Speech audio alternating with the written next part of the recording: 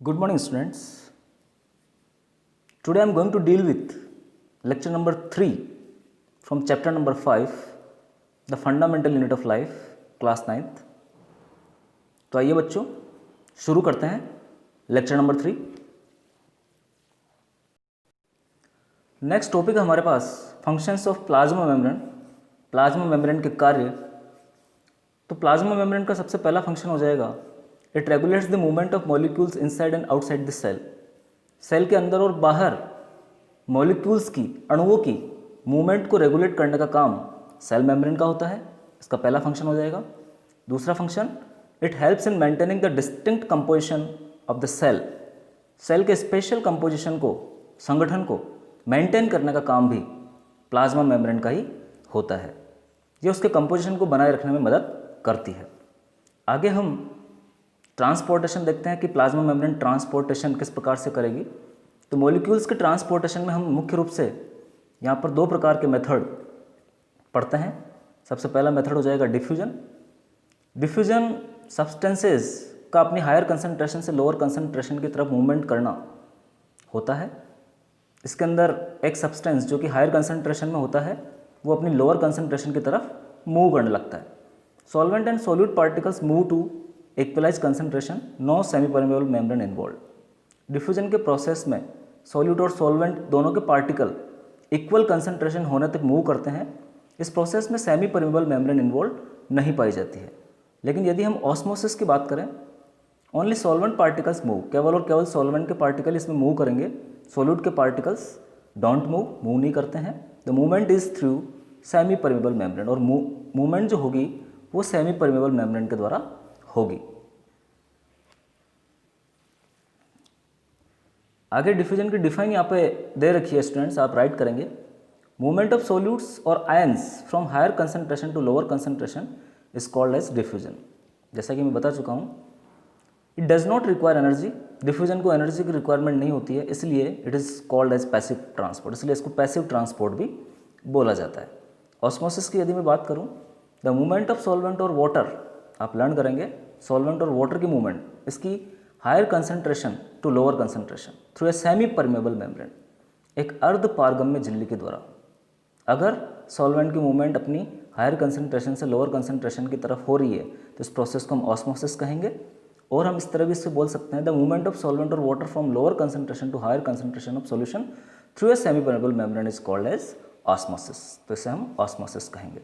Osmosis can also be called as diffusion of solvents. Osmosis को हम solvents का diffusion भी बोल सकते हैं स्टूडेंट्स. ये दो प्रकार का होता है, endosmosis and exosmosis. Movement of solvent into the cell is called as endosmosis. Cell के अंदर यदि सॉल्वेंट की मूवमेंट हो रही तो इसे हम एंडोस्मोसिस कहेंगे, और सेल के बाहर अगर मूवमेंट हो रही तो इसे हम एक्सोस्मोसिस कहेंगे. तो आप लर्न करेंगे स्टूडेंट्स. आगे हम टाइप्स ऑफ सॉल्यूशंस की बात करते हैं on the basis of concentration and its effect on sale. Concentration के बेसिस पर सॉल्यूशंस कितने प्रकार के हो जाएंगे और इनका सेल के ऊपर क्या प्रभाव पड़ेगा हम देखते हैं. तो इस आधार पर हम मुख्य रूप से 3 प्रकार के सॉल्यूशंस की यहाँ पे बात करेंगे. पहला हो जाएगा आइसोटोनिक सॉल्यूशन.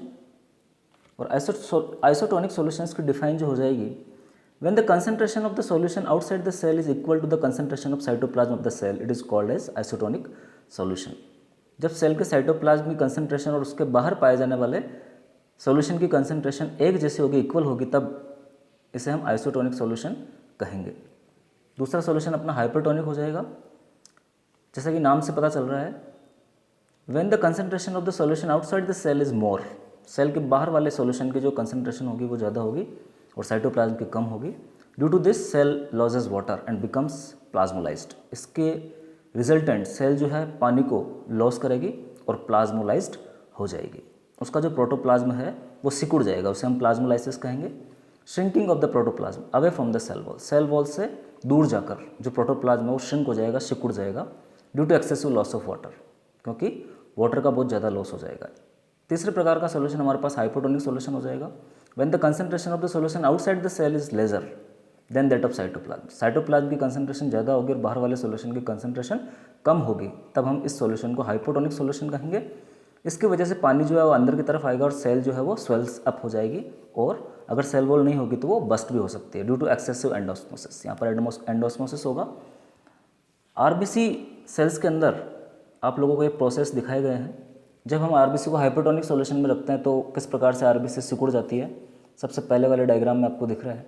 आइसोटोनिक सॉल्यूशन में जितना पानी अंदर आएगा उतना ही पानी बाहर निकलेगा, तो आरबीसी की शेप साइज पर कोई इम्पैक्ट नहीं आएगा। और हाइपोटोनिक सॉल्यूशन में आरबीसी जो है वो पानी अंदर जाने की वजह से फूलकर फट सकती है, क्योंकि आरबीसी के चारों तरफ सेल वॉल नहीं पाई जाती है। तो आप लर्न करेंगे स्टूडेंट्स, वेरी वेरी इंपॉर्टेंट। आगे हम सेल वॉल की बात करते हैं। It is the outer most covering of the plant cell. Plant cell की जो आउटर मोस्ट कवरिंग हो जाएगी वो सेल वॉल होती है। It is absent in animal cells. तो आप लर्न करेंगे स्टूडेंट्स, एनिमल सेल्स के अंदर सेल वॉल जो है वो एब्सेंट होती है। प्लांट के अंदर ये सेलुलोज सब्सटेंस से बनी हुई होती है। सेल वॉल इज रिजिड, ये एक दृढ़, स्ट्रॉन्ग, मजबूत, थिक, मोटी, पोरस, जिसमें पोर्स पाए जाते हैं, नॉन लिविंग स्ट्रक्चर है। It is made up of cellulose and hemicelluloses. Learn करेंगे cell walls of two adjacent cells and joined by a layer called middle lamellae. दो adjacent cells की जो cell wall है वो एक layer के द्वारा जुड़ी हुई रहेगी, जिसे हम मिडिल लैमेली बोलेंगे। And microscopic channels called plasmodesmata for transport. और इन दोनों के बीच में एक माइक्रोस्कोपिक चैनल्स पाया जाएगा, जिसे हम प्लाज्मोडेस्माटा कहेंगे, जो कि ट्रांसपोर्ट में मदद करेगा। प्लाज्मोडेस्माटा दो सेल्स के बीच का एक रिलेशनशिप होता है, जिसके द्वारा दोनों ही सेल्स के साइटोप्लाज्म जो है आपस में रिलेट करेंगे। और केवल प्लाज्मोडेस्माटा प्लांट सेल्स में ही पाया जाएगा। एनिमल सेल्स में दूसरे प्रकार के संयोजन मिलेंगे, प्लाज्मोडेस्माटा नहीं पाया जाएगा। तो मिडिल लैमेला का डायग्राम आप लोगों को यहाँ पर दिख रहा है। प्लाज्मोडेस्माटा भी यहाँ पर दिखाया गया है।